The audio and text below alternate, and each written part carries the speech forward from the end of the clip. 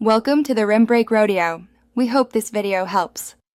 You start by powering down and flipping the laptop. Now inspect the bottom and battery bay for a printed sticker or metal plate. These are often labeled SN, S/N, product or service tag, and contain a 10 to 20 character alphanumeric code. Write that down. Once done, use a flashlight or magnifier for faded text and remove the battery only if it's removable. This first step gives you the quickest, hardware-based serial number without booting the system. Next, boot the machine and use the operating system tools to retrieve the serial, which helps when labels are missing. On Windows, open Command Prompt and run wmic bios get serial number. Copy the exact value. On Mac OS, choose about this Mac, then System Report and read the hardware overview serial number.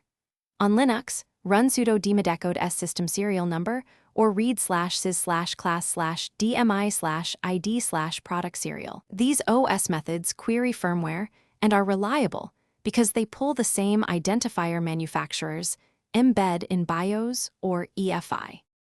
Finally, if hardware and OS checks fail, look to secondary sources. The original box, purchase receipt, manufacturer account, or service registration often stores the serial. If needed, reboot into BIOS or UEFI and check system information, or run the vendor's diagnostic tool. Make sure to save the code in your notes or cloud backup. If you still have no valid serial, contact manufacturer support with proof of purchase and photos.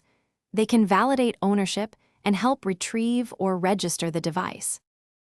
Thanks for watching. Consider subscribing if we helped you.